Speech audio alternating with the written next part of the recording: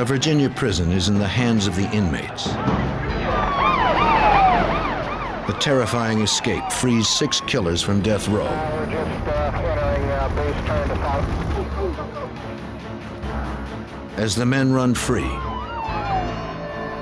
police race against time to track and capture the fugitives before they kill again.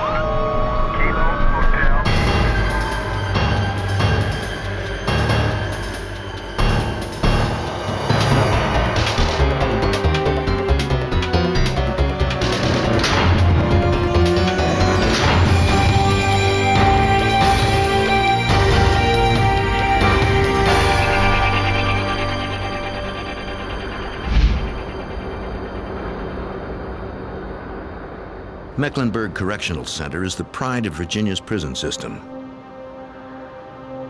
Completed in 1977 at a cost of $20 million, it is state-of-the-art. The C-Pod of Building 1 houses Virginia's most dangerous criminals, the death row inmates. The double-gated entrance, or the sally port, is the only way in, and there is no other way out.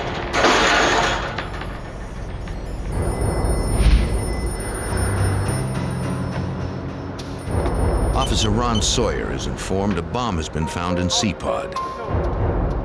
He is ordered to bring a van to the front of the prison immediately so the bomb unit can move and dispose of the bomb. Prison policy strictly forbids opening both gates at once.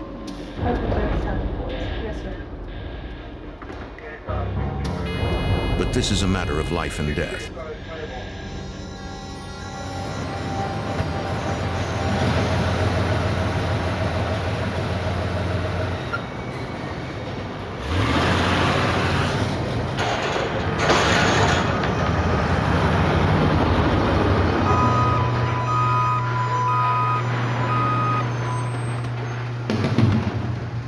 The bomb disposal team, dressed in protective gear, rushes from the building. The bomb is smoking. One of the men sprays the device with a fire extinguisher, apparently to keep it cool.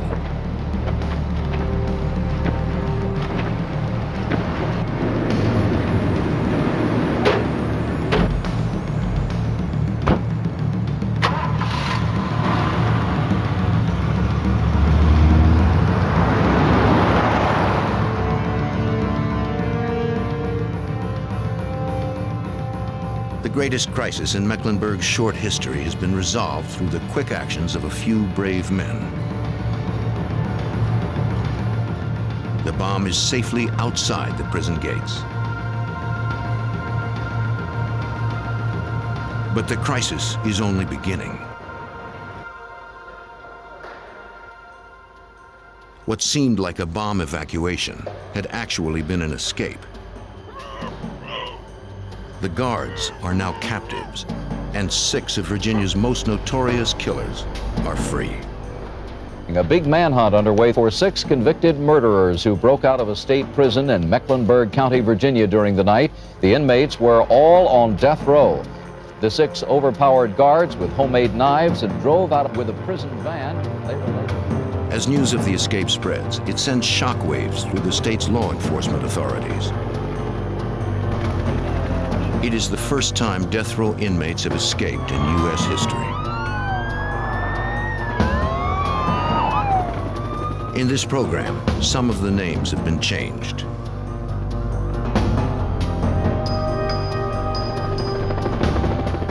The Virginia State Police and the Bureau of Criminal Investigation officials are awakened from their beds. The governor of Virginia issues a state of alert to the Army and Air National Guard.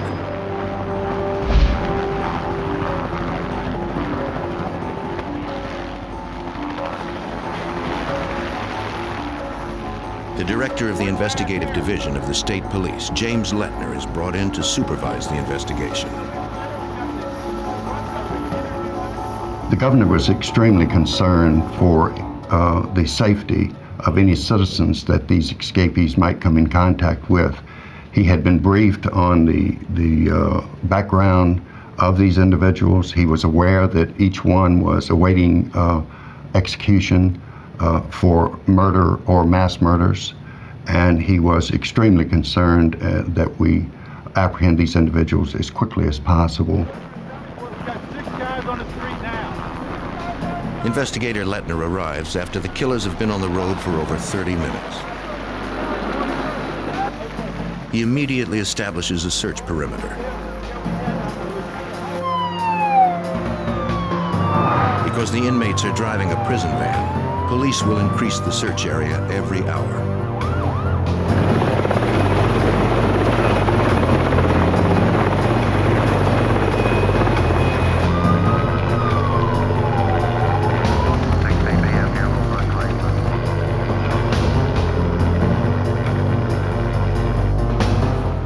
We got 6 of them out of the yard right now.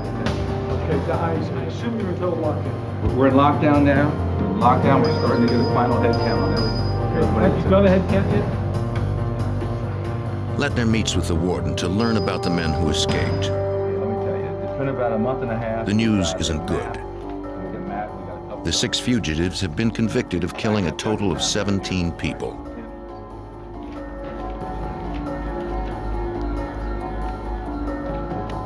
The 2 most dangerous escapees are the Briley brothers, James and Linwood. The Brileys ran a vicious Richmond area gang. Police suspected they had slaughtered anywhere from 11 to 20 people. Earl Clanton killed a Virginia woman just months after being paroled for killing an elderly New Jersey woman. Lem Tuggle raped and murdered 2 elderly women. Derek Peterson killed a supermarket manager after robbing him of $6,000. Willie Leroy Jones murdered and robbed an elderly couple. He asked the wife to pray for him before shooting her and setting the house on fire. These are the men who escaped from Mecklenburg's death row. Most of them killed more than once, and would likely kill again if given a chance. It never occurred to me that we would not capture the escapees. I felt confident we would. It did occur to me that it would be an absolute miracle if we did so without any great harm coming to some innocent citizen.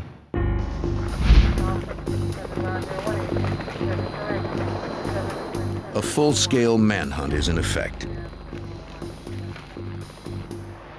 Officers from all over the state are dispatched.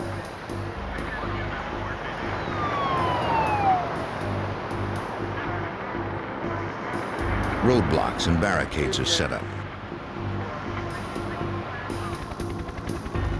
Helicopters with infrared sensors try to pick up the heat of human bodies hiding in the woods.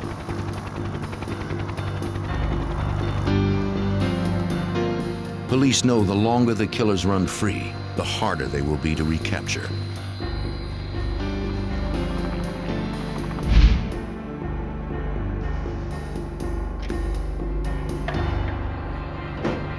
Lettner tours C-Pod, where the inmates were housed. Whole place, and you can see where they started here. Yeah, right in it. This is the pod, C-pod.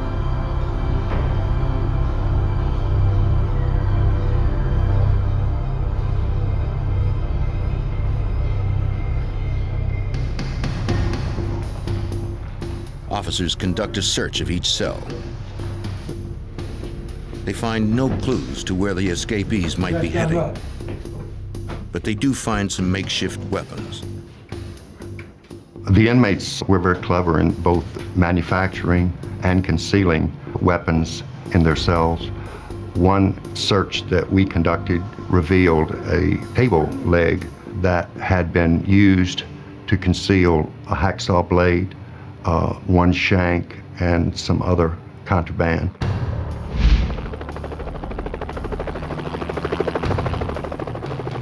The inmates have been out for over an hour, and investigators know they are armed with knives. And since they had access to guards' protective riot gear, they fear they might have guns. The The state mobilizes every possible resource to capture the fugitives.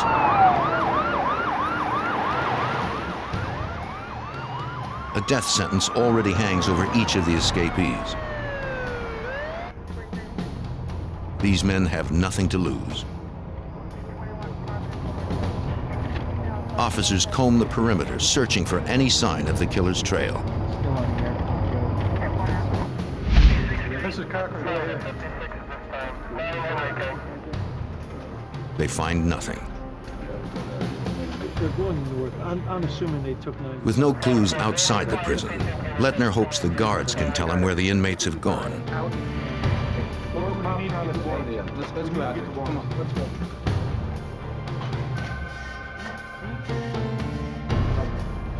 Perhaps during the breakout, they heard something that could help direct the search.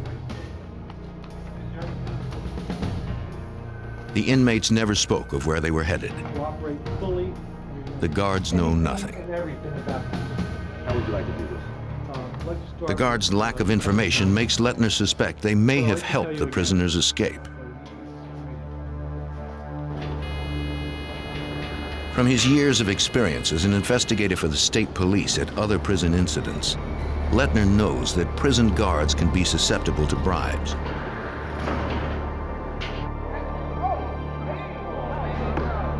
In 1984, Virginia prison guards had a starting salary of under $13,000.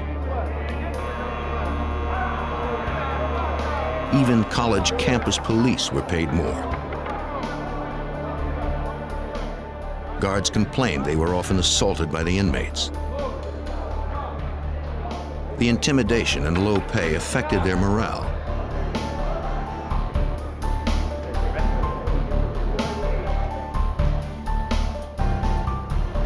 First of all, let me say this to everyone who's assembled. As Lettner begins interviewing the security staff, he learns tensions at Mecklenburg have been rising for the past 2 years since the execution of Frank Coppola.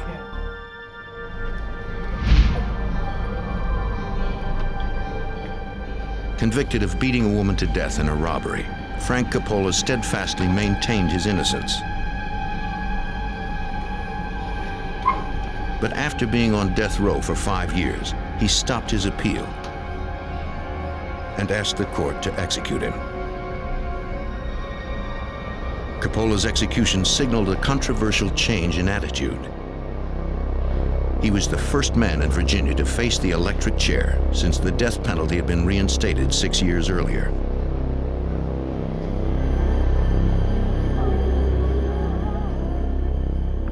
When Coppola was executed, something went terribly wrong.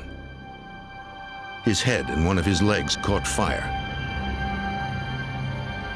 Human rights advocates accused prison officials of torturing him. And so, among the inmates, Coppola became a martyr. Frank J. Coppola was executed at 11:27 p.m. in the manner prescribed by law. Fears had been growing among the death row inmates. Fears the state would embark on a rash of executions. Author Joe Jackson. When Coppola was executed, I think that the other death row prisoners started to see that they too could be executed.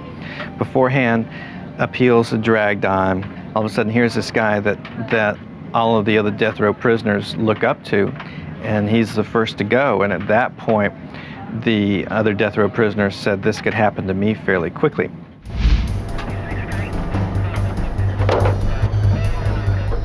Two months before the breakout, an inmate on death row sent an anonymous tip to the state assistant attorney general. All right, let's get this place started fast. We want to get it done quick. According to the informant, a bomb was being constructed as part of an escape plan. The scheme also involved an exchange of uniforms with the guards. This information was relayed to the warden, who ordered 2 shakedowns. Officers methodically searched every cell on death row, but found no bomb-making materials or anything to indicate a bomb was being constructed. important to this case. Jim Lettner finds it difficult to believe the guards were ignorant of the plan. He suspects one of them may have actively aided in the escape. An escape freeing 6 of Virginia's most dangerous men.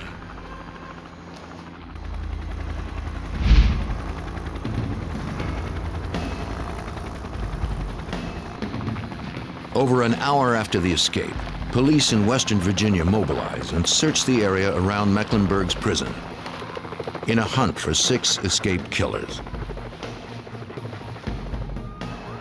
As the minutes tick away, they struggle to maintain their search perimeter. Police begin to fear that if the escaped killers slip beyond the perimeter, innocent people might die. But it is so important that you remember every single detail, no matter how unimportant it may seem to you. Inside the prison, James Lettner questions the guards, fearing one of them helped the inmates escape. Everyone else remains. And desperate to find any clue as to how the breakout occurred and where these dangerous men might be, he calls each officer to account for his actions.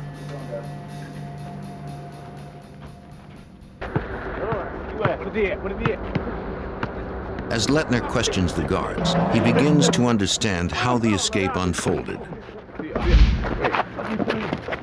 Look, baby, look. You don't need to pass him up. Somebody better get on it. 5 guards stand watch as the condemned men of CPOD take their daily exercise. That's me. Come on, baby. Willie Turner and another inmate approach an officer, telling him they want to go back in early. One of the men claims he has a knee injury. The other says he wants to use the restroom. This is against prison policy. State Police investigator James Lettner. It was a mistake to allow those 2 individuals to go back separately from the others. If one inmate went back, then they all were supposed to go back. The reason for that is that by taking those 2 inmates back early, it took 2 of the correctional officers off the recreation yard and back to the cell area, lessening the number of eyes that were available to watch the remaining inmates as they returned from recreation to their cells. Now the ratio of guards to prisoners is disrupted. In the yard, there are only 3 officers left to watch over the remaining inmates. All right, guys, let's do it. Time to go in. Let's do it.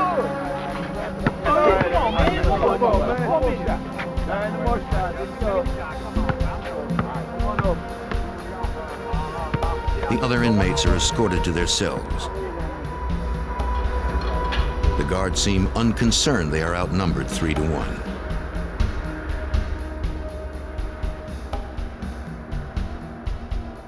The correctional officers assumed that nothing was going to happen, that everything was fine, that they had a secure operation, and that they simply didn't have to follow these rules.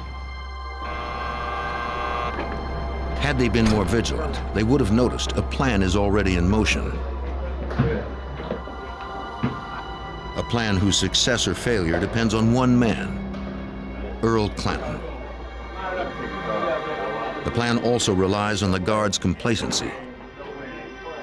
They do not bother to count heads. The inmates bunch up and start to push, distracting the officers. Unnoticed, Clanton slips into the guards' restroom. His job, to wait for a signal. A ruthless killer, Clanton was chosen as the man to make the first strike.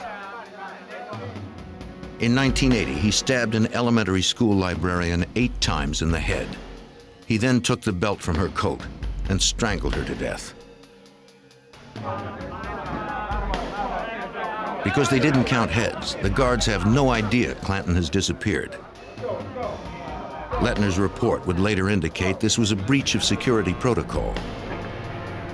It's difficult to believe that when you're dealing with individuals who have everyone murdered at least one person, and in some instances multiple murders, that the correctional officers would become complacent and feel that they didn't have to count these individuals or know where they were at every moment. It's difficult to believe that that would occur, but it did in this instance. The guards escort the inmates back to the day room. They never notice one of them is missing.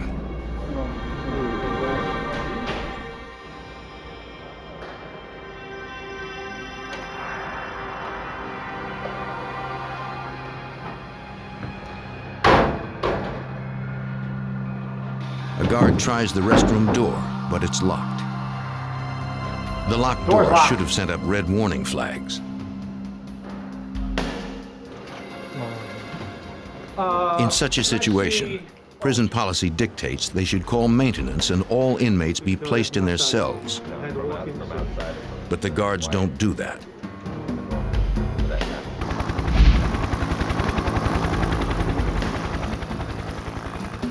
Police are beginning to panic.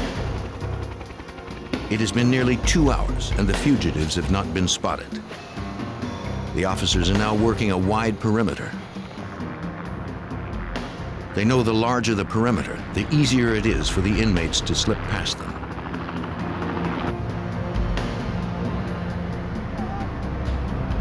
Police are on the lookout for the van used in the escape, but have no idea which direction to search.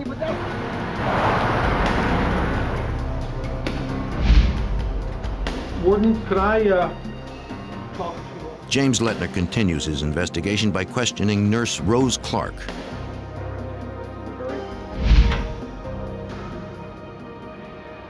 It is customary for Nurse Clark to draw the water from the guard's restroom before she distributes the inmate's medication. Unbeknownst to her, this is where Earl Clanton is now hiding. Door's The locked. restroom door appears stuck.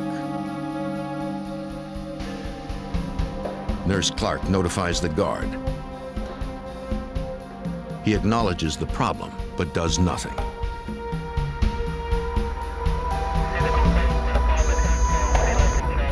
All right, get these boys lined up for the medication. All right, everybody in the room. Let's go, gentlemen. Everybody in the room.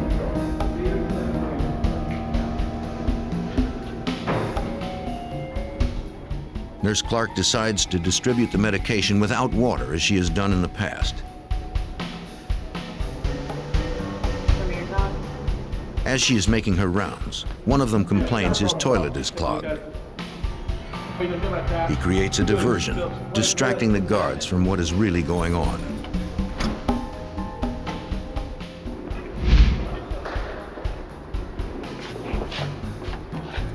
Officer Hunter joins Nurse Clark as she continues making her medication rounds to the other pods in the building. The escapees were con artists.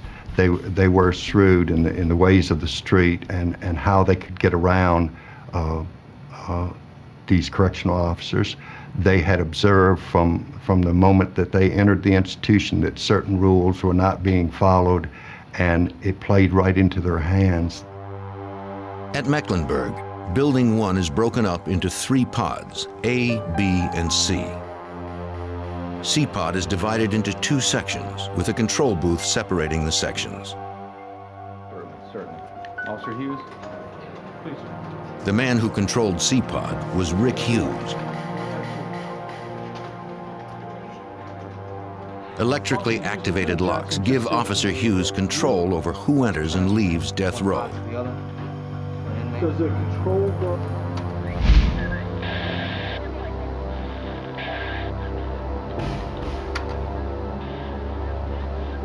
Hughes tells Lettner that one of the inmates got his attention. It was Joe Giarratano, who was housed on the pod's left side. Giarratano asks Hughes to pass a book to inmate James Briley, who was on the pod's right side. All right, I'll do it this time. Come on, come on. Linwood Briley and his brother James received death sentences for 7 murders. In one case, they repeatedly raped a woman within earshot of her common-law husband and their 5-year-old son, then killed the 3 of them.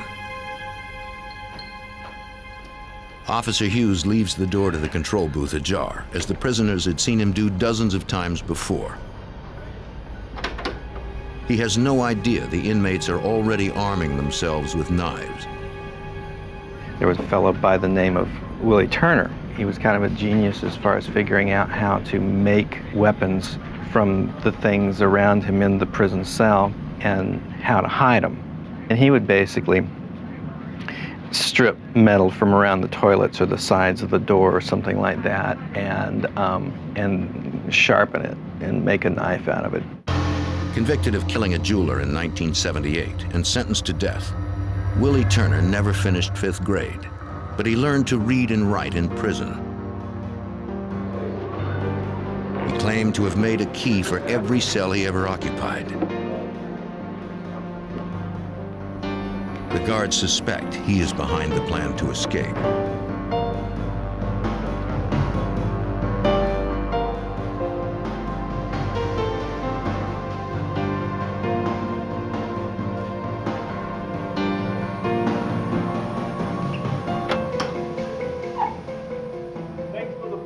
At James Briley's signal, Clanton bursts from the restroom.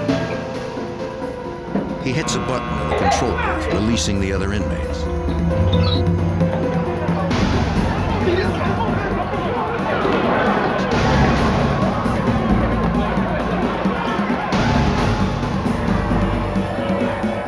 The prisoners take control of C-Pod in barely 3 minutes.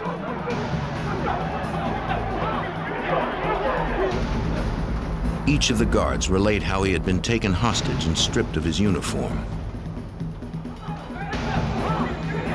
The inmates take the only defense the guards have, their nightsticks,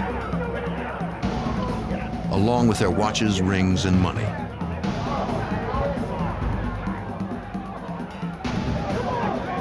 The guards are hogtied and shackled with their own handcuffs.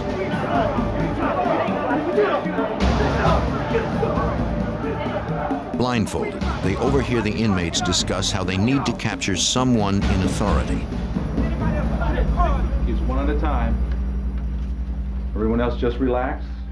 The senior officer is Watch Commander Lieutenant Mark Johnson. Reconstruct the events from the very first time you were involved. I got a radio. Lettner's report indicates he was in Building 3 when he responded to a page.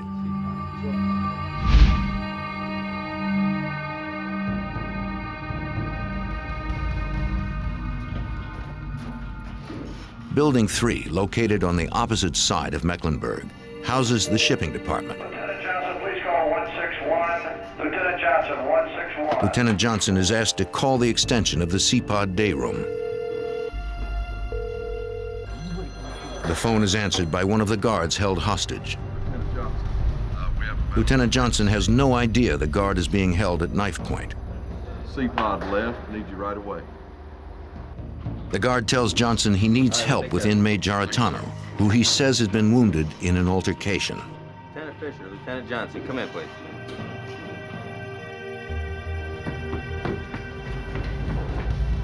Johnson calls the shift commander and orders him to report to C-Pod. So the key is just to ignore them, you know? Don't pay any attention to them. Nurse Clark finishes passing out her medication to the rest of the inmates in Building 1. The exit is through this locked door. Stay tight and I'll be right back. Unfortunately, Officer Hunter has misplaced his key.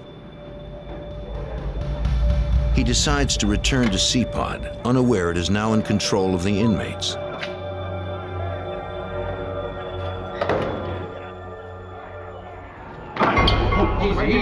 Hunter walks right into their arms. Hunter is taken down to the pod's lower tier, where he joins the other hostages. The conspirators need his uniform. They force Hunter to strip to his underwear, then blindfold and hogtie him. The inmates know the security procedures, and they make the system work against itself. They got the other guards to come to Pod C simply by faking emergencies, that they needed assistance with inmate so-and-so who was not taking his medication or resisting one thing or another.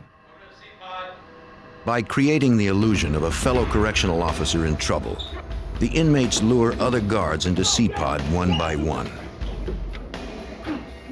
They then capture them and take their uniforms. Nurse Clark is beginning to wonder what is keeping Officer Hunter. When a guard finally arrives, she is relieved. Hey, turn around. She has no idea her terrifying ordeal is just beginning.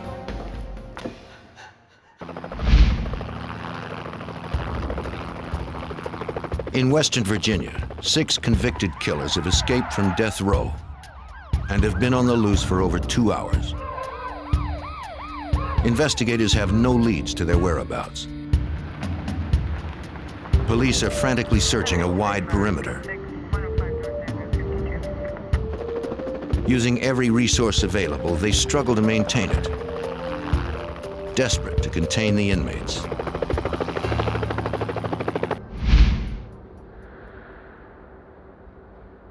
Virginia State Police investigator Jim Lettner continues gathering information for his report by interrogating the prison security staff, hoping they will provide some leads to where the escaped inmates are headed. Each officer recounts his terrifying ordeal.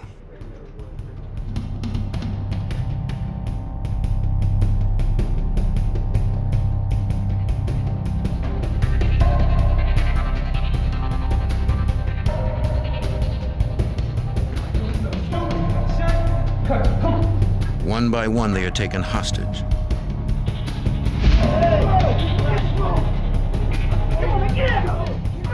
The inmates use their uniforms as a disguise to lure more officers into the trap.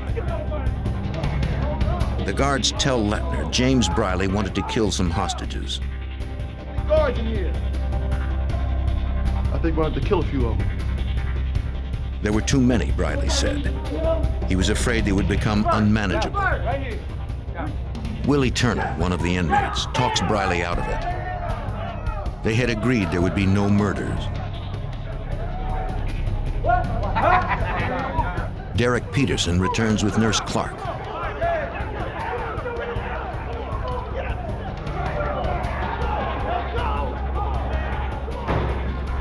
They take her to a cell.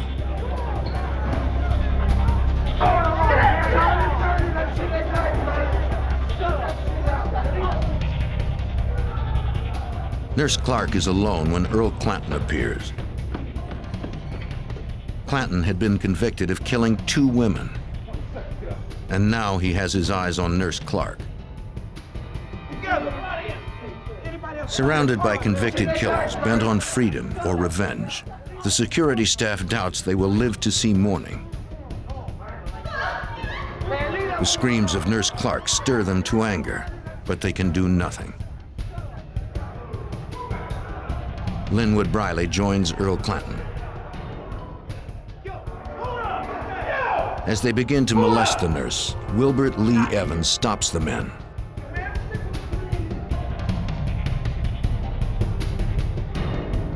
Willie Turner reminds Linwood to remember the plan.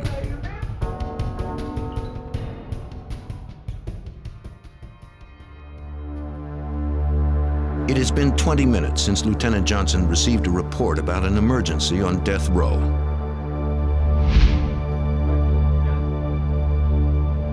He begins to wonder what is happening in C-Pod. He sent the shift commander to help out, but he never reported back.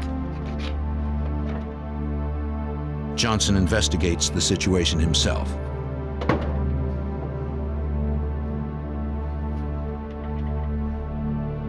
The stairwell doors lock automatically behind him. Give me the jacket. Come here. It's time for you to shake him. The inmates threaten to kill Johnson if he does not do as they order. Once the inmates no longer have any use for them, the hostages fear they will all be killed. It has been 3 hours since the escape, and still there have been no sightings of the fugitives.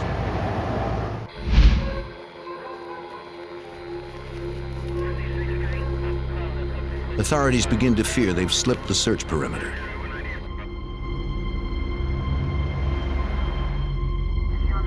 If that is true, a lot of innocent people are in danger. As the prison guards continue their account, Jim Lettner still hopes to find one detail that will lead him to the killers. And got a radio. In the main control room, Officer Cindy Smith had word that an inmate was injured, but no one had called the paramedics.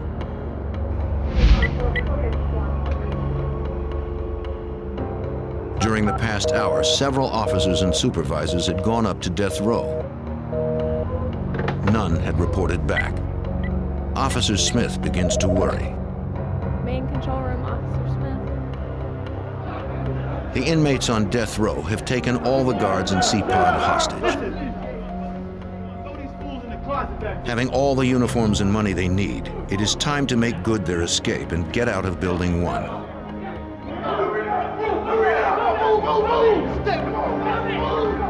They move the hostages to a janitor's closet at the end of CPOD.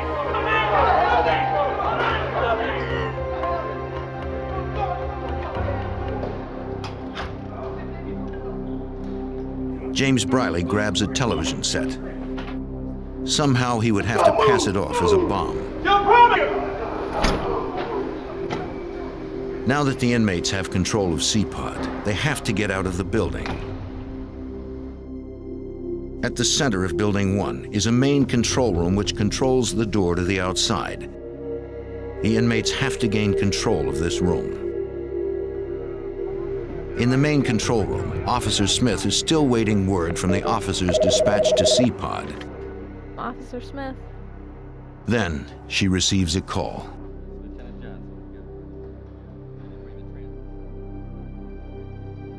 It sounds like Lieutenant Johnson. He tells her a man is being sent to relieve her.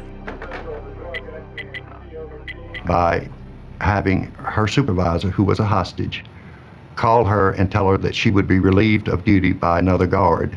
She didn't question who the guard was.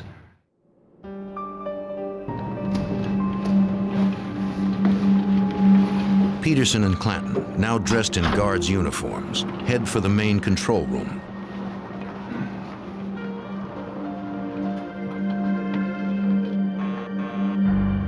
Officer Smith has no way of knowing the officer sent to relieve her is Derek Peterson. Come on, get down on the ground. Get down on the ground. Get down. All right, there you go. The prisoners now have control of all the doors to Building 1. But there is only one way out of the prison compound: the sally port. James Briley forces Lieutenant Johnson to call for a van. Got a bomb in Building 1. We need both vehicle sally ports open. He claims they have an emergency.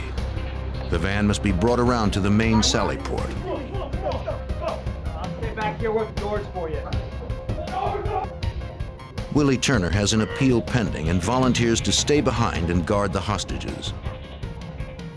In the CPOD control booth, Joe Giarratano, who also stays behind, pushes a button, opening the stairwell door. The rest of the conspirators, disguised as guards, troop downstairs to the loading dock. Lieutenant Johnson is no longer needed, and so the watch commander is imprisoned in the Building 1 stairwell.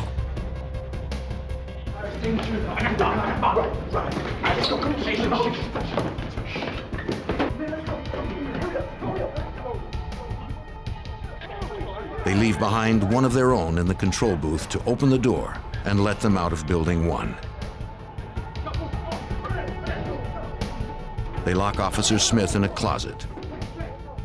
On their way out, the 6 escapees raid the room full of riot gear. Wearing helmets to further hide their identities, they place the television on a stretcher, throw a blanket over it, and exit Building 1. For months prior to the breakout, the inmates leaked a story about a bomb being built in C-Pod.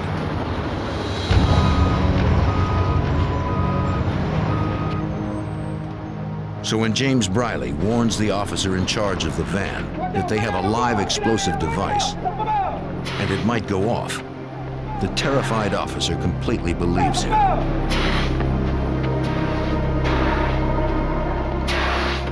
Linwood Briley sprays their bogus bomb with a fire extinguisher, and it appears to be smoking.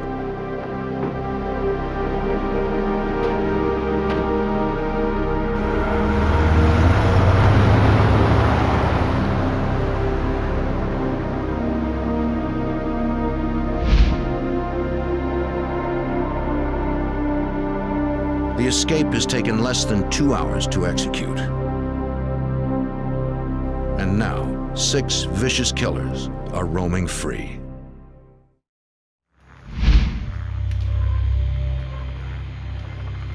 It has been over 3 hours since Virginia prison officials were awakened by terrifying news.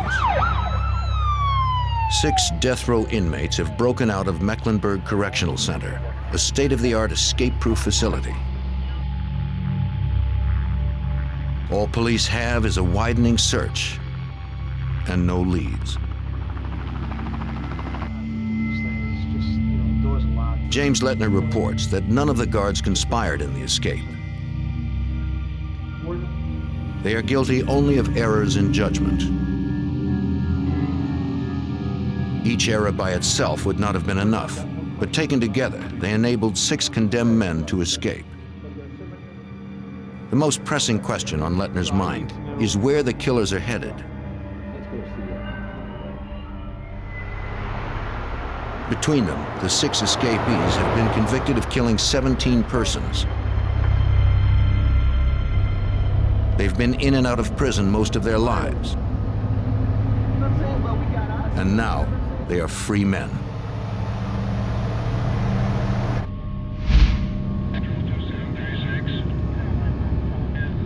Officer Lawrence Harrison of the Warren County, North Carolina Sheriff's Department, on patrol far outside the Virginia authorities' search perimeter, notices a white prison van. At the time, I thought it just correctional people could transfer because they do that at night. And they came by, they waved me, and I waved them, and they kept going. The prisoners have slipped the perimeter, and Officer Harrison has not yet been informed of the breakout. The escapees realize a white prison van would be easily spotted. As their euphoria from the escape wears off, they begin arguing about where they should go, what they should do with the van. Someone suggests they hide the van in the woods and cover it with branches. But that would take time, and the 6 are getting nervous. While driving through Warrenton, North Carolina, a town of about 1,000 people, they find a grove of trees. It looks like a good place to leave the van.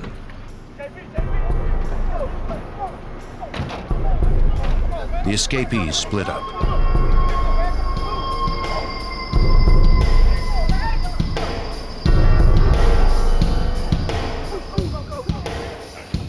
The Brileys, Tuggle, and Jones go one direction.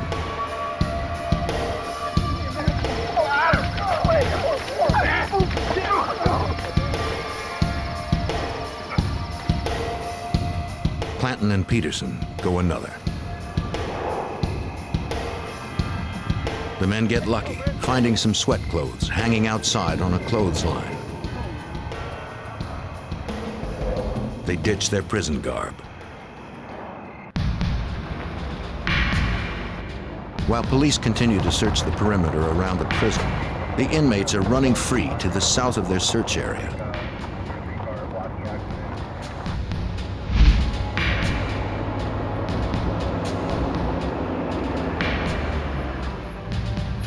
The The fugitives have been on the run for 3.5 hours when a North Carolina Highway Patrol officer discovers the prison van. 211 Central. I'm stopping to check out a suspicious van in the back of the schoolyard. It's 30 miles from Mecklenburg. It had been driven into some trees behind the Marion Boyd Elementary School. Parked near the playground, the van is hardly inconspicuous.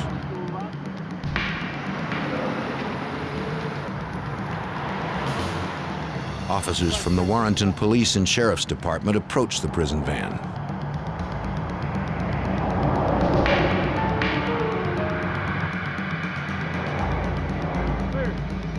Take the door here. Take the door.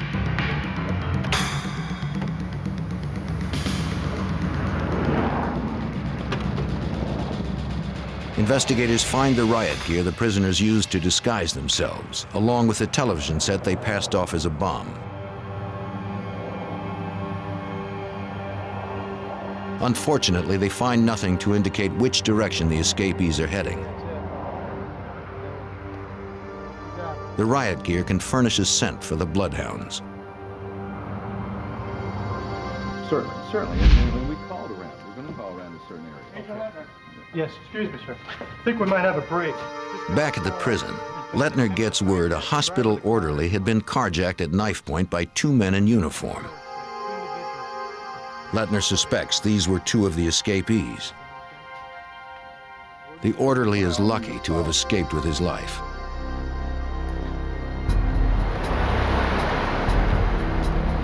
When investigators examine his car, they find a prison shank similar to those used in the escape in the back seat. Police know the men have now split up, and 2 of them are on foot.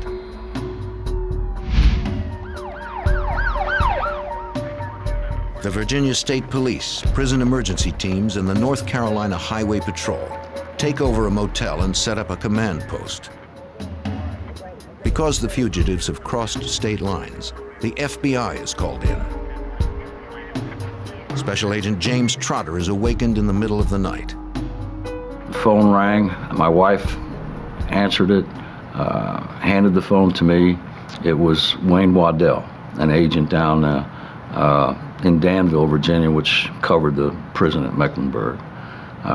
Wayne said something like, Jimmy, I got a problem. We got a problem. 6 guys have broken out of death row here. The fact the escapees split up would make them harder to find. But if they were on foot, they couldn't go far. Investigators adjust their search perimeter, vectoring in the location and time the van had been abandoned with the location and time of the attempted carjacking. It's just a matter of connecting the dots, going from point A to point B and seeing how far ahead of you they are and trying to outsmart them and beat them to the next place they're likely to go and be there waiting for them. Representatives of various law enforcement agencies meet to set up a task force. Coordinating the search is Robert Pence, special agent in charge of the Charlotte FBI office. Because of the magnitude of this incident, the response from law enforcement, I would say, was massive. We had every FBI agent in the eastern part of the state, along with support that we sent from the headquarters in Charlotte. We used aircraft, we used dogs, we used corrections officers. In other words, it was a door-to-door search, it was a field-type search, and while all this was going on, communications were being sent to enlarge the search, to prepare the rest of the sector and the rest of the country to be aware of these people and be alert for them. Special Agent Pence needs more information. The names and addresses of their next of kin, records of telephone calls they had made, the identities of persons with whom they were authorized to communicate. Well, what we did simultaneously was search records to try to identify associates, relatives, neighbors, anyone who these individuals might have tried to contact if they got out of the Warrenton area. Police set up a tip line. Pence dispatches agents to interview the fugitives' friends and family.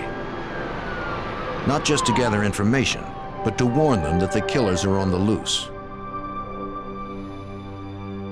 We believed that they were still in the area. I mean, we had no indication that they had left, so the perimeter was kept tight and we kept looking for them.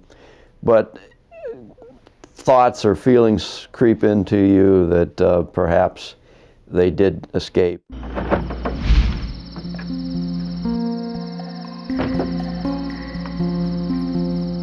Then, what the police fear most happens. A man reports his truck stolen. The truck, a 5-year-old Ford Ranger, was serviced the day before and is full of gas. Within moments, officials from the Department of Corrections, the Highway Patrol, sheriff's deputies, and the local police swarm over the property, searching for any clue that might have been left behind. The man tells investigators his truck would be easy to identify. It has personalized license tags with the letters PEI1. Police order an all-points bulletin put out for the pickup. Investigators can't be sure whether the killers had all fled in the truck or whether some stayed behind, lurking in the backyards of Warrenton.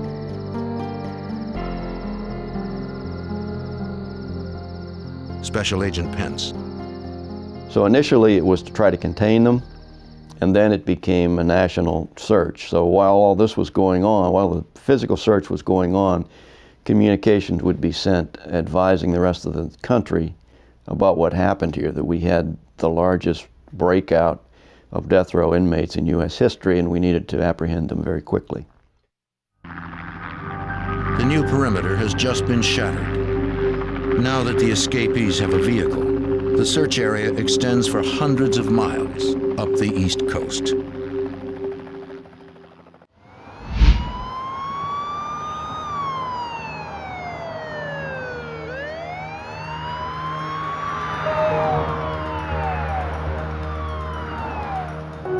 As dawn breaks, the day after the escape, police set up a fortified perimeter around Warrenton, North Carolina. Roadblocks are established, and every driver is questioned.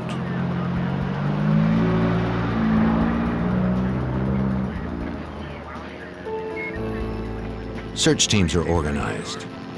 Every available law enforcement officer is recruited. Police bring in tracking dogs to follow the escapees' scent. Starting in the area immediately around the van, a pattern search fans out like ripples in a pond, covering an ever wider area, requiring more and more manpower. Police comb the woods and search outbuildings, anywhere the escapees might hide. After several hours of searching, the investigators know only that the fugitives had split up. Some of them may have stolen a truck, but police were no closer to finding them than when they started.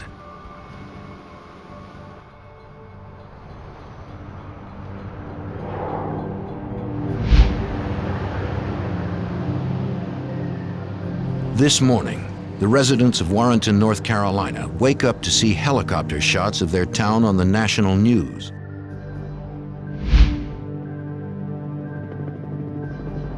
At the prison, officials attempt to answer the questions of a frightened public.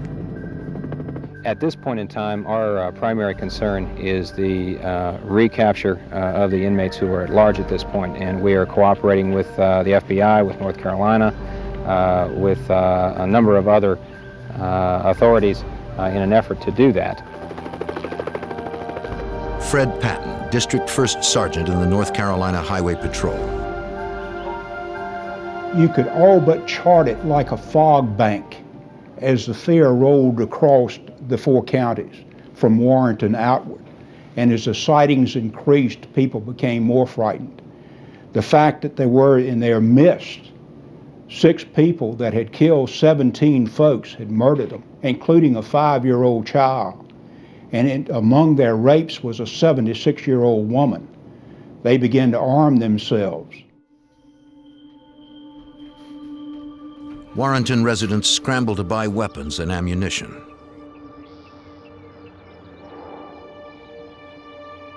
Citizens are terrified to learn 6 desperate killers are loose in their community. Virginian pilot reporter Tony Gerenmata. There was a lot of tension, a lot of fear. I remember people talking, saying they had their guns, and if anybody came on their step, they would shoot them. Talked to some of the merchants in this little town. Apparently, got cleaned out of guns, and there was no ammunition to be bought. Residents barricade themselves in their homes. Aware the fugitives have disguised themselves as guards, they are wary of police officers and answer their doors with weapons in hand. Special Agent Robert Pence. And we had a lot of fear in the neighborhood of Warrenton, where they were supposedly or possibly still contained. People were extremely afraid and scared, and people were going around door to door making announcements that lock your doors, lock your cars. A lot of people didn't sleep there for a few nights. 300 sheriff's deputies, state troopers, and highway patrol officers join in the search, hoping to ease the public's fears. Warren County Sheriff's Deputy Lawrence Harrison. At that time, with deputies, what few we had, we made deliveries for the old ladies that were called up to the grocery store want something. We would pick it up and carry it to them because they were scared to come out. How many people are in the search right now? I don't know the number. The media clamors for any information about the investigation. How many sightings have you had total that you know of? Well, there have been some confirmed and some unconfirmed. So How many confirmed? At this time, we have 2 confirmed. Anything on the pickup? The anxious public wants to know where the fugitives might be. What was the time of the last sighting? They're laying low until dark. Well, that's a possibility. Is that Certainly, something it's that you- easier to move and not be detected after dark. What do you do in that case?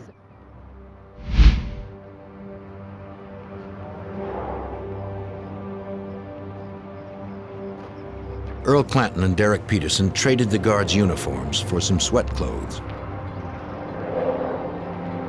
Clanton kept his guard's jacket, but ripped off the patches.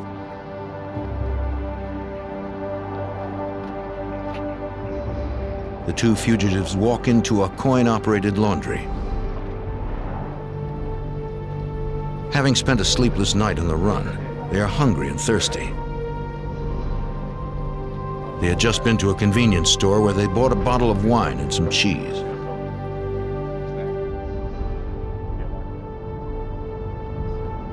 The commander of the Prison Emergency Response Team, or PERT, happens to be driving by the laundry. He spots a man wearing a coat.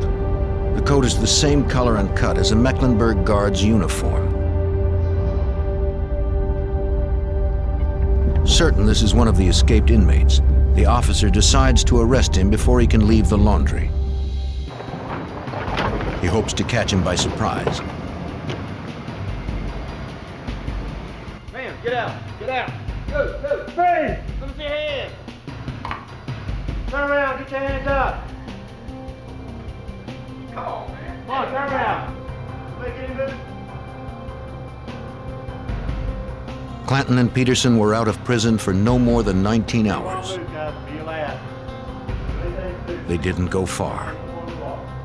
And now their freedom is over. The 2 men concede they expected to be caught because they were lost.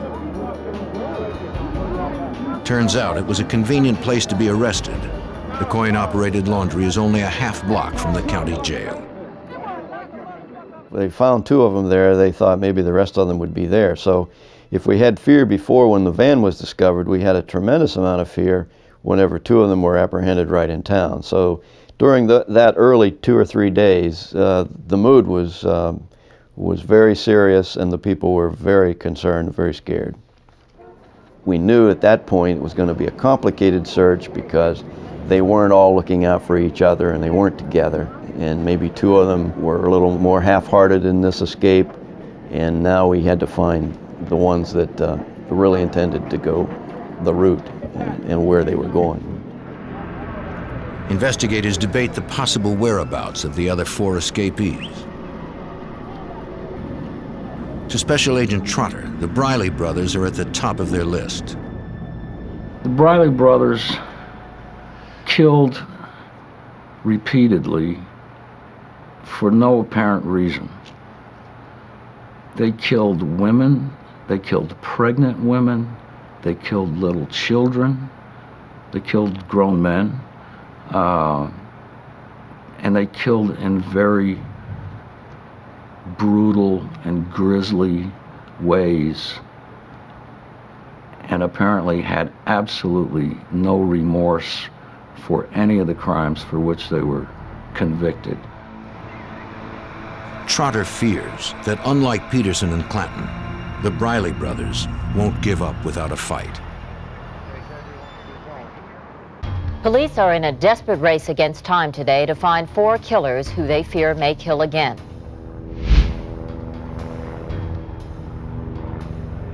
The capture of 2 escapees in the town of Warrenton, North Carolina, only intensifies the sense of fear in the region. On the second day of the search, police scour a North Carolina campground after a woman reports she saw 2 of the convicts jogging across a field. Officers fan out through the woods, emerging hours later with nothing but a cold trail.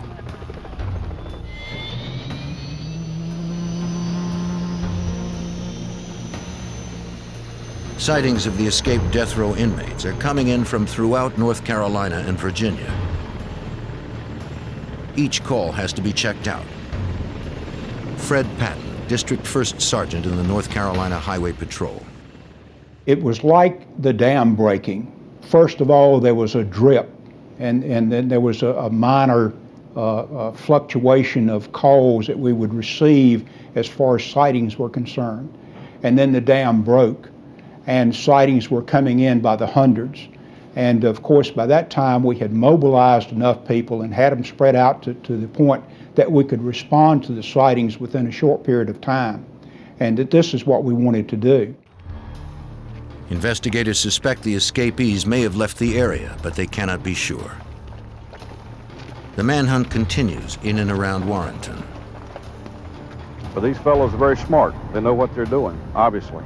And they could be dug in anywhere, and they got to turn every limb and every tree. Helicopters search the dense forests and red dirt fields on the North Carolina-Virginia border.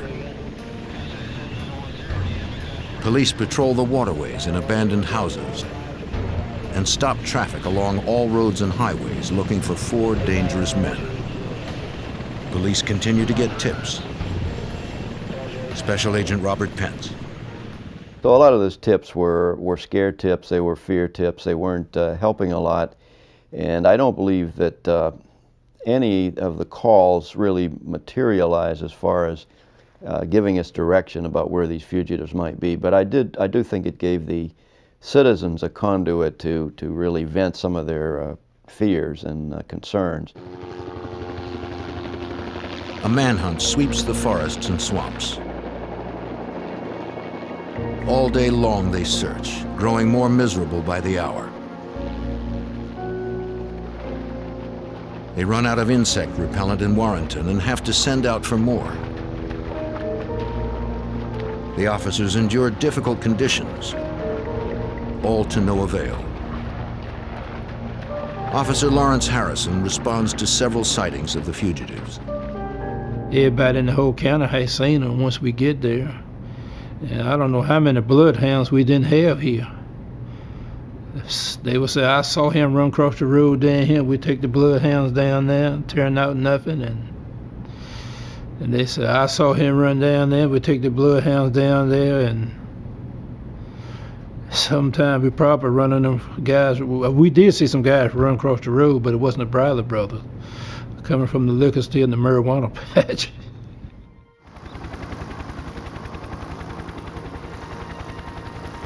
Reports pour in as residents throughout Virginia and North Carolina call police hotlines, claiming to have seen the fugitives.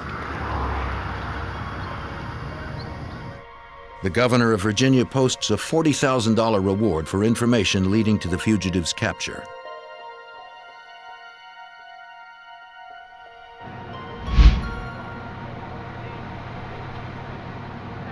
Sightings come in from North Carolina and Virginia. Every call has to be checked out, but leads nowhere. Thinking the Brileys might return to their old neighborhood, Richmond, Virginia, police interview their acquaintances and former gang members. Special Agent James Trotter. These guys just killed to see people die, just to be killing.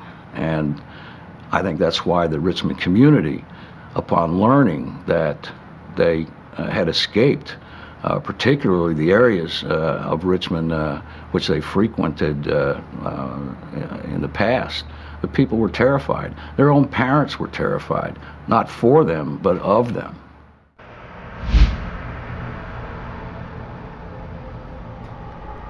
In Portsmouth, Virginia, just a few hours' drive from Warrenton, a police officer spots two men breaking into a car.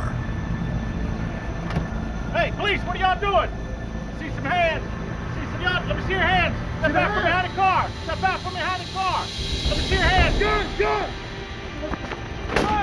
When he tries to stop them, the two men open fire.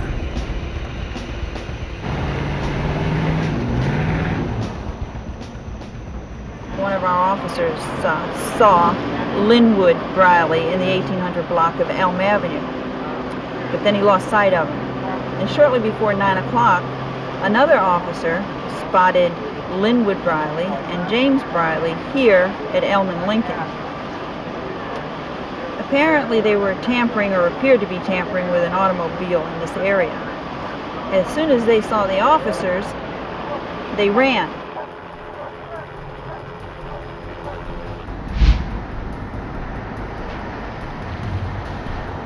As fears spread, the sightings keep coming in from far and wide.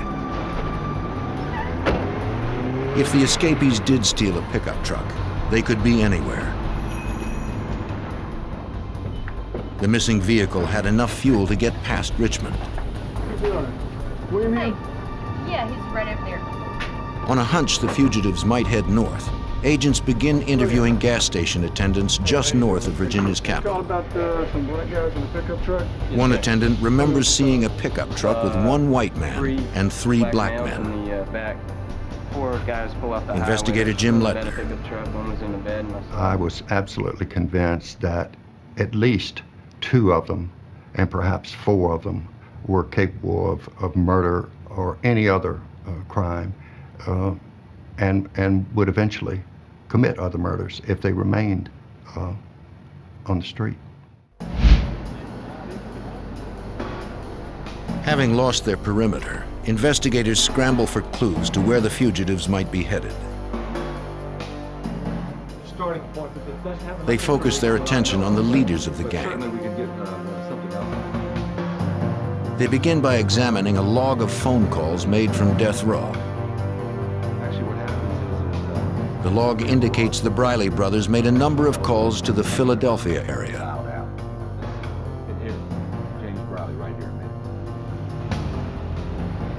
The log entries lead agents to one wrong address after another.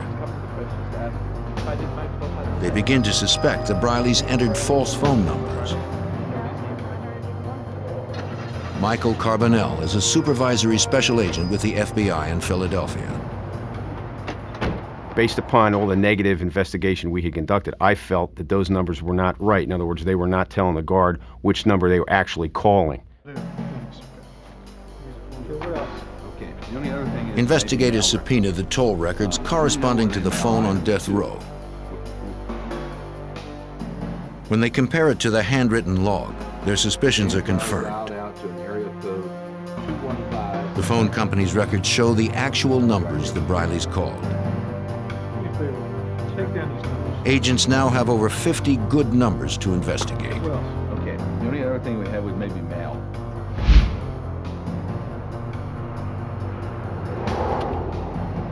Two of the calls had been placed to a house in North Philadelphia. Investigators know from prison visitation records that the Brileys have an uncle who lives in North Philly. Carbonell set up to trace their uncle's outgoing calls.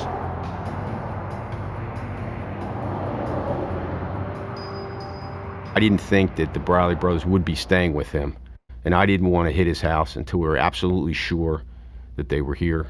The time was on our side at that point, so we decided to put a surveillance on his residence, and we conducted that surveillance for probably 4 or 5 days. The FBI watches the Brileys' uncle's every move. Although they never see him with the Brileys, the agents have no choice but to wait it out.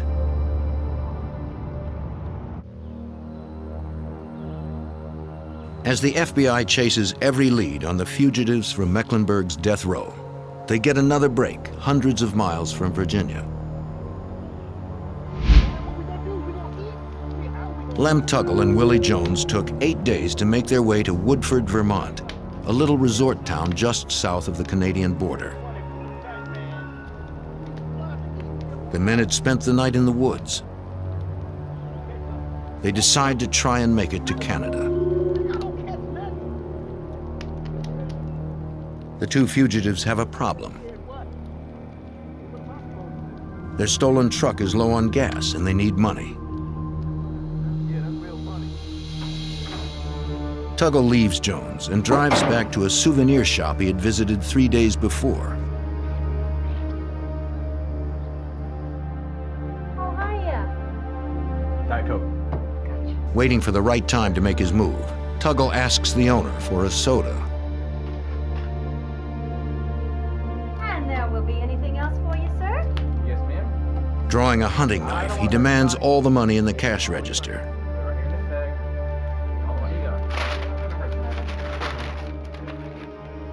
Once Tuggle gets the money, he turns and walks out. The woman notes the truck's license tag, PEI-1. It is easy to remember. The take is about $80 and change. It isn't much, but it's enough for gas and a new start in Canada. Unfortunately for Tuggle, he is heading in the wrong direction.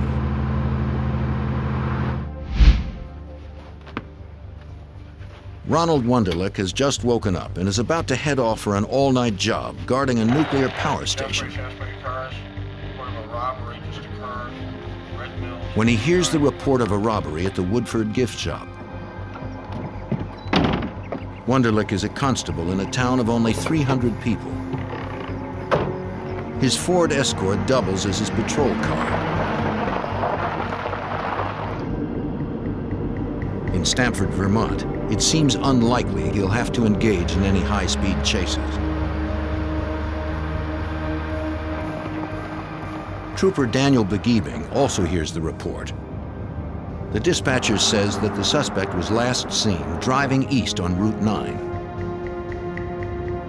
And the dispatch advised that upon running a registration check on the motor vehicle, they had discovered that it was a stolen vehicle suspected involved with escapees from the Mecklenburg area. Begiebing accelerates to intercept the vehicle.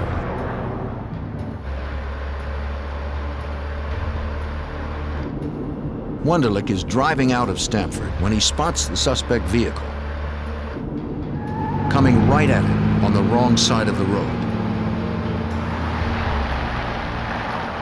The constable whips his Ford Escort into a U-turn and begins a pursuit. Author Joe Jackson. Most of the town constable had ever really done before was to hustle drunks off the street and check out reports of stolen bicycles. And all of a sudden he was chasing this crazy man who had robbed a store at knife point. Wunderlich radios Begiebing that the truck is now heading south toward the state of Massachusetts. Trooper Begiebing goes from a Code 2 to a Code 3 response, using his lights and siren.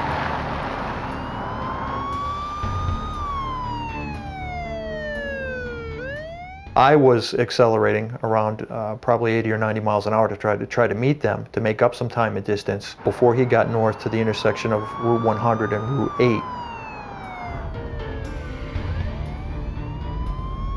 If they act quickly, they can set up a roadblock before the convict has a chance to slip away. On the radio, Begiebing hears that other officers are joining the chase.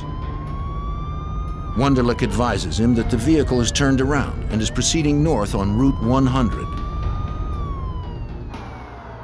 The trooper and the fugitive are now heading straight for each other. At that time, I was trying to find a good location to execute a stop where there weren't any residences around, where we could have something of relative safety, yet still be in enough of a field of view where I could see the truck coming. The officers now realize they are pursuing a convicted killer. When Begiebing swings his vehicle across the road, he knows he is putting his life on the line in a high-stakes game of dare. There's a little element of danger involved, but yet it's something that, being a rural patrol officer, you rarely see, and you're kind of like saying, oh no, to yourself, you know, that what have I gotten myself into here? Begiebing is gambling that the suspect isn't desperate enough to ram his cruiser, or that he is a good enough shot to stop him before he does. A Vermont state trooper and a town constable have boxed in one of the death row escapees. It's now a question of whether Lem Tuggle, who had been convicted of killing 2 persons, would be squeamish about killing a 3rd.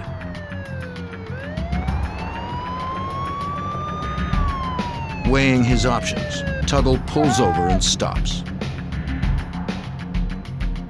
I then ordered him to place his hands out the window so I could see his hands, and we then ordered Tuggle from the truck to lay down on the pavement, and then approached him and took him into custody. He identified himself to me as, you know, my name is Lem and I'm from Virginia, and something to the effect, I expect you'll find that I'm wanted. Lem Tuggle has been a fugitive for just 10 days. Come give me a hand. He seems almost relieved to be captured. Tuggle admits that robbing the gift shop was a big mistake. But the truck was out of gas and he wanted to get to Canada.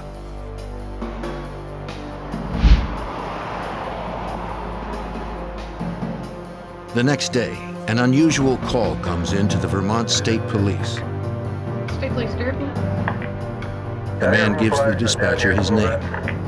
Willie Jones. Yes, can I help you? He says police are looking for him. For what? Where? He'd escaped from prison. I can't. Mecklenburg? Mecklenburg where? In Virginia? For what? He had broken out of death row. How long? When? And you want to turn yourself in? I will be sending the cruiser up, the police up to talk with you. When Tuggle didn't return, Jones became lost and confused. Tired of being on the run, he wanted to turn himself in. The dispatcher asks Jones to describe where he is. She determines that he is on Route 242 outside the town of Jay. Jones tells the dispatcher he is unarmed. In his 26 years as a trooper, this is the only time Richard Armitage has ever had a fugitive call and ask to be picked up. He just looked like he was ready to turn himself in. He looked dejected, he looked tired, dirty, hungry, and it was obvious that he'd been bit by a number of the black flies that we do have in this area. And it was like the weight of the world had been taken off his shoulders. He was so glad that he was going where he could get something to eat and something to drink. It wouldn't have been difficult for Jones to enter Canada. In Vermont, the border is only guarded at the highways. If he knew where he was going, he could have easily just walked across.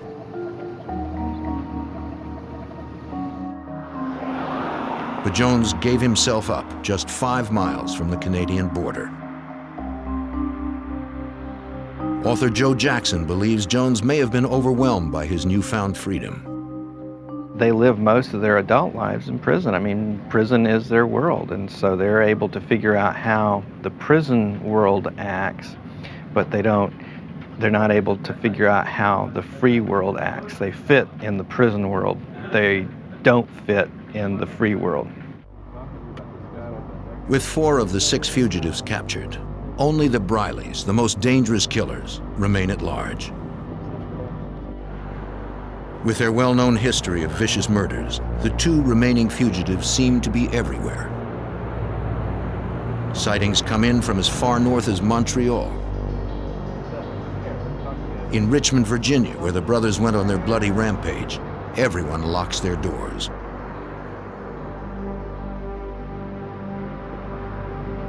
A manhunt is organized in Oxford, North Carolina, after a man thought to be Linwood Briley steals some cans of food from a convenience store. In Richmond, Virginia, the family of a former gang member who turned state's evidence against the Brileys is given police protection.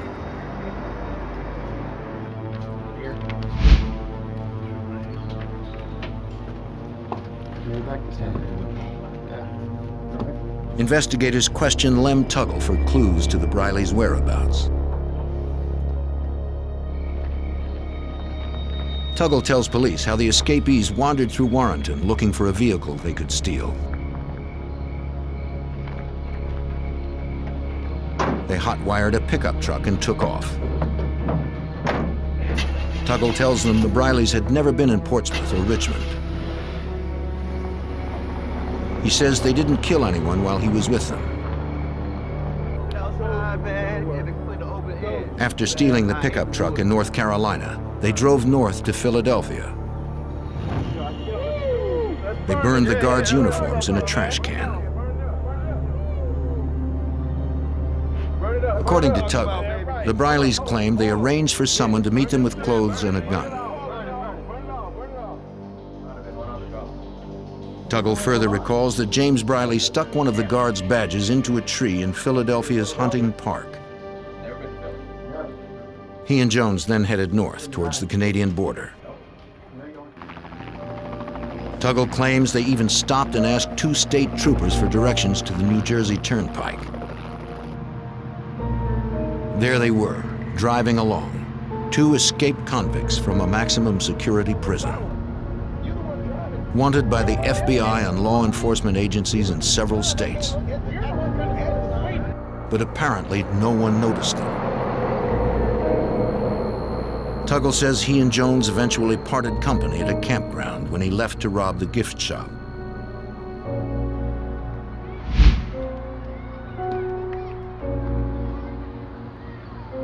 Special Agent Mike Carbonell comes to Philadelphia with a map of the park drawn by Tuggle. I frankly didn't believe it. I'm familiar with Hunting Park. When I looked at the map, there were no tennis courts drawn on the map. I was skeptical. I felt, why would a guy who's on death row, who's going to be executed, cooperate with us?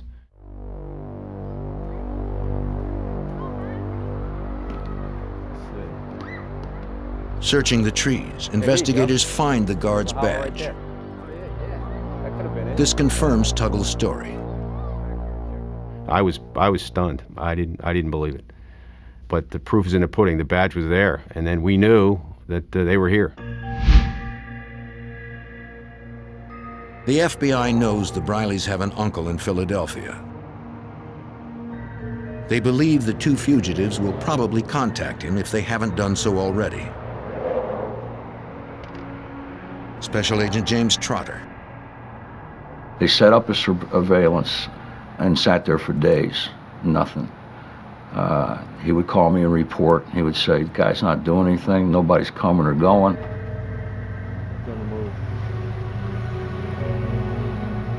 Agents get a break when they shadow the uncle to a body shop specializing in upholstery and vinyl car tops.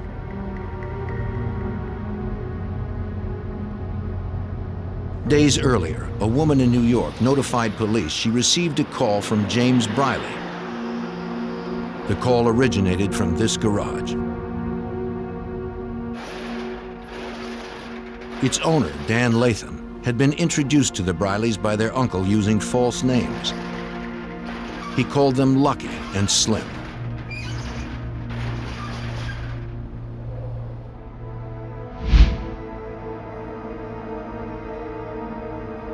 The FBI sets up a fixed surveillance on Latham's garage. Agents see several men hanging around, but aren't sure if they're the Brileys.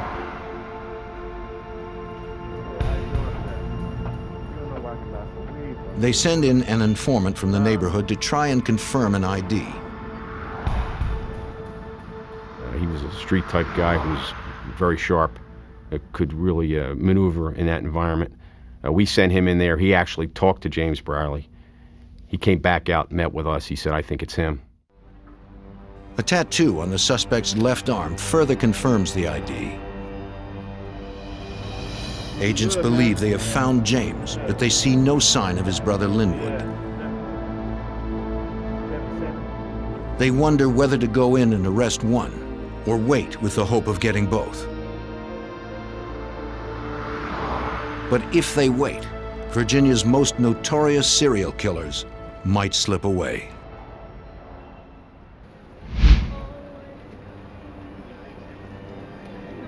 After 19 days of searching, the FBI believes they have located the last two escapees from Mecklenburg's death row. They have taken refuge at a body shop in North Philadelphia. The two fugitives appear to be having a party. Having confirmed their identities through an informant, agents decide it's time to move in.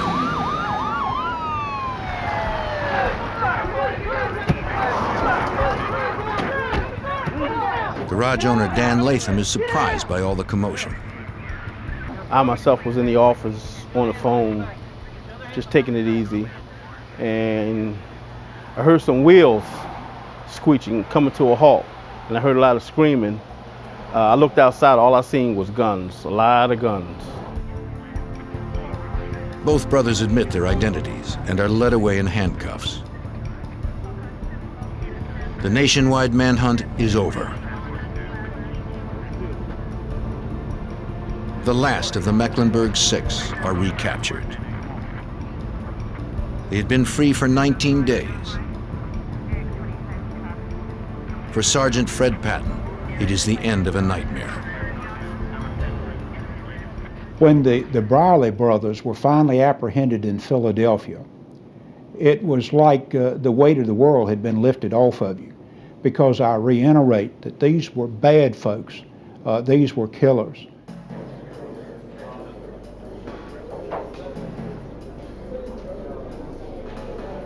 The Briley brothers, who are facing death sentences in Virginia, were picked up at a car shop on Philadelphia's north side. FBI agent John Hogan says they were surprised when 20 agents surrounded them. They were apprehended without incident. They caused no problem to us. They have both admitted their identity. They have the appropriate scars and marks, so we know who they are. The Briley brothers were the last of 6 convicts to be rounded up after their escape in the largest death row prison breakout in U.S. history. That was 3 weeks ago at Mecklenburg Correctional Center in Virginia. The Brileys will be arraigned in Philadelphia today on charges of unlawful flight to avoid confinement. The FBI wants to make certain the Brileys can't slip away again.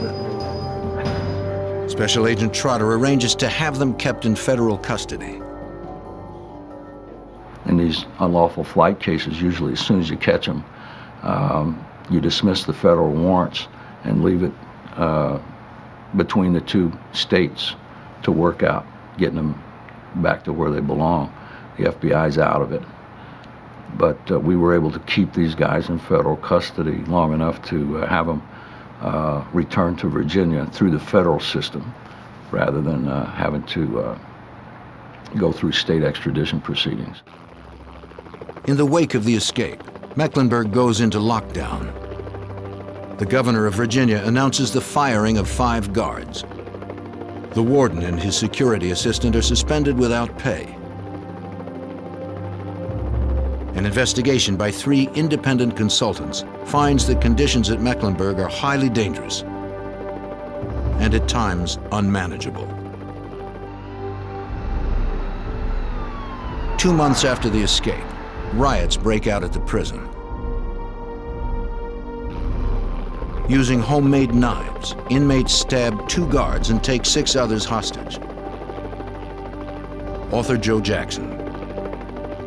There's a lot of violence in the prison before the escape, but once the escape occurred, that was like a symbol to a lot of the other prisoners, and so at that point the lid blew off of Mecklenburg and there was a big riot. It appears to be a repeat of earlier events. Only this time there is no escape. The standoff ends shortly after sunrise. Corrections Director Robert Landon resigns 3 months later. Before he leaves, Landon puts many changes into effect. Doors to the guards' restrooms are now locked all the time. Open stairwells where inmates could hide are boarded up.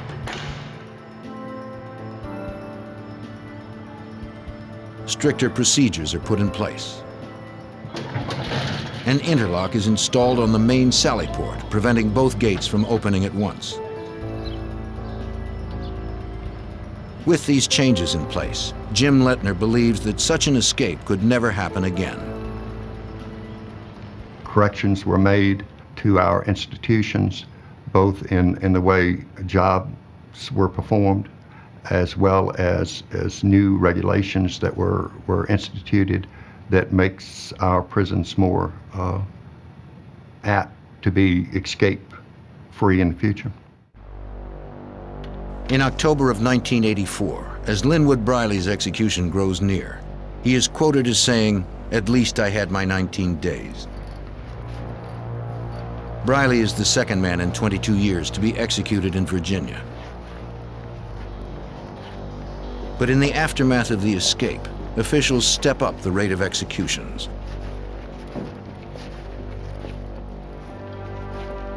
Six months after Linwood was put to death, James Briley follows his brother to the electric chair. In that same month, Earl Clanton Jr. pays the price for the 2 murders he committed.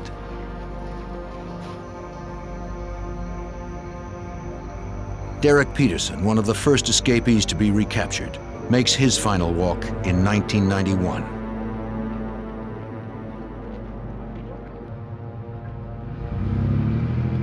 Willie Jones is executed in 1993.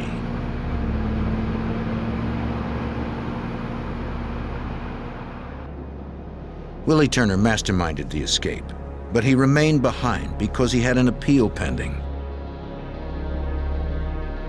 Convinced of his innocence, he puts his faith in the system. Willie Turner is executed in 1995. By that time, the state of Virginia stopped using the electric chair. Turner's life is ended by lethal injection. An hour after the poison stops Turner's heart, his lawyer finds a loaded .32 caliber homemade gun inside a typewriter in his cell. Along with the weapon is a handwritten note that reads simply, "Smile." The last escapee to die is Lem Tuggle. On December 12, 1996, the convicted double murderer is led to the death chamber. Joe Giarratano, whose book passing started the escape, had his sentence commuted to life in prison. Of all the conspirators, he is the only survivor.